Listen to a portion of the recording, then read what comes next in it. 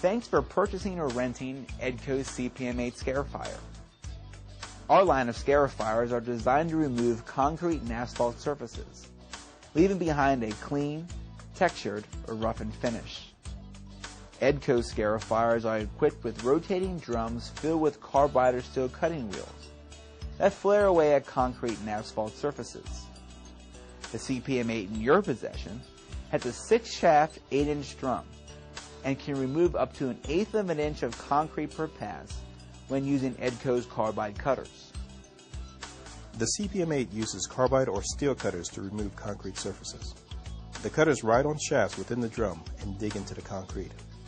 Edco scarifiers are also popular for asphalt jobs, but it's important to remember Edco rates cutter life and removal depth based on concrete. The matrix of asphalt will wear away cutters more rapidly than that of concrete. Make sure to supply CPM8 cutters accordingly. There are 2 types of cutters offered by Edco: tungsten carbide and hardened steel cutters. Edco's blue tungsten carbide cutters are the most popular accessory used for aggressive removal. The carbides are designed to extract hard materials like concrete, floor coatings, and asphalt. They are popular because of their aggressiveness and long life. The lifespan of these carbides is approximately 6,000 to 8,000 square feet when removing 1/8 of an inch of concrete per pass.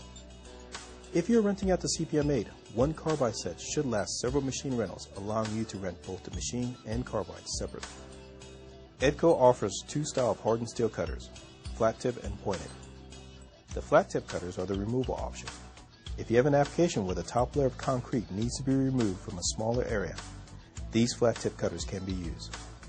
The pointed steel cutters are used to lightly roughen or clean the top surface of concrete slabs. Many times the pointed cutters are used to prepare concrete for overlays or to eliminate slip hazards. They can also be used to remove rubberized waterproofing membranes from roofs or parking decks.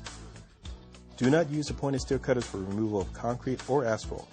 This will lead to uneven wear and extremely short cutter life.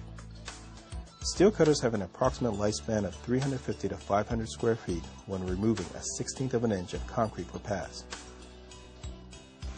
There are 5 components to the CPM8 drum assembly. You have the cutting drum, the hardened steel shaft, the cutters, and Edco provides the pointed steel, the flat tip, and the tungsten carbide, as well as a retaining plate to hold everything together.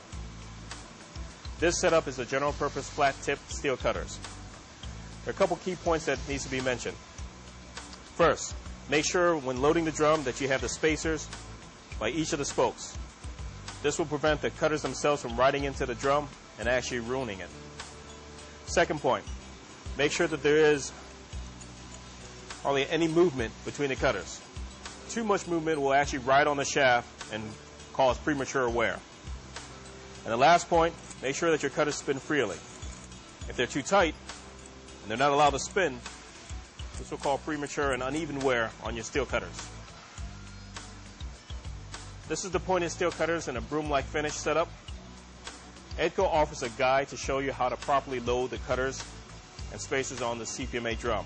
However, it is just a guide. As you can see in these setups here, there's too much movement. This is caused by the varying thickness of the spacers and the pointed steel cutters. To compensate for that, you can add an additional cutter or spacer in between. But make sure that if you add a cutter or spacer in this shaft, that the corresponding one is also done.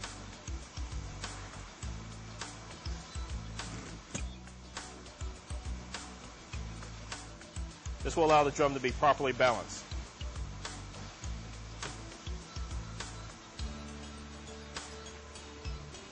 Now we're going to talk about the CPM8 tungsten carbide drum setup. One thing to keep in mind is that the way we have this design, every other shaft is going to be the same. So you'll notice that the way this thing has been set up in the pattern will be the same as this one, and then the corresponding cutter shaft on the other side. Typically, when you're putting these together,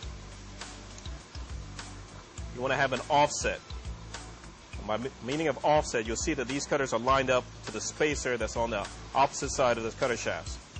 This is called filling in the gap.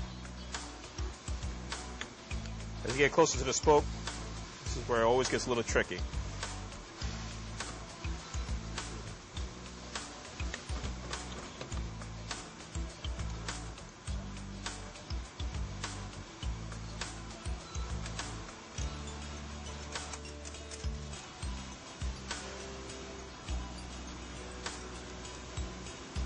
As you can see, there isn't as much movement between the cutters, and it spins freely.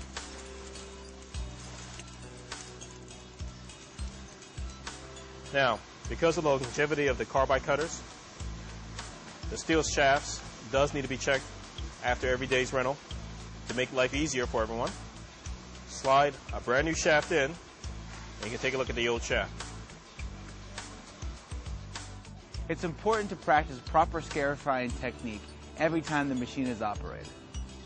Before we get to the actual movement of the machine, let's go over some of the basic parts of the CPM8. The pull start is located on the engine, as is other basic engine controls. For more detailed information on these controls, please consult the engine manual in the literature package.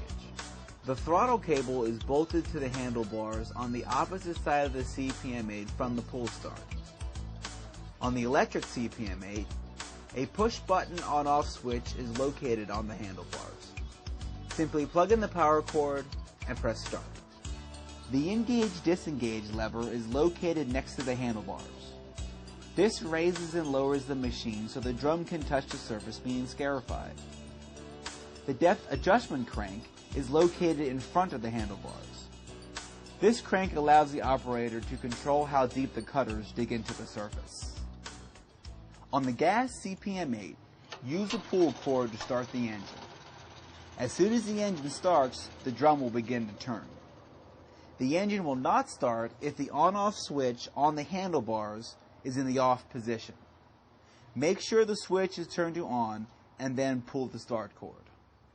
When the engine starts, open the throttle and allow the engine to reach full speed.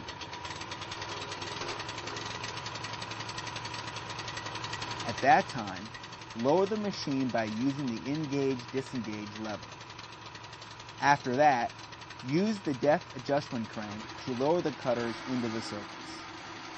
You will hear and feel a difference when the cutters contact the surface. When they hit, turn the crank in 3 full revolutions to achieve the safe maximum removal depth. Many jobs will require multiple passes to achieve the required depth.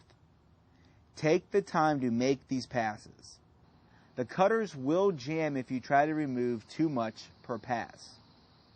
They will rise out of the surface, and the CPM8 will ride on the drum flanges, causing severe damage. The engage-disengage lever allows the operator to raise the drum from the cut and keep the same cutting depth. When you get to a wall or the edge of a slab, simply pull the lever into the up position and move the CPM8 into the next cut.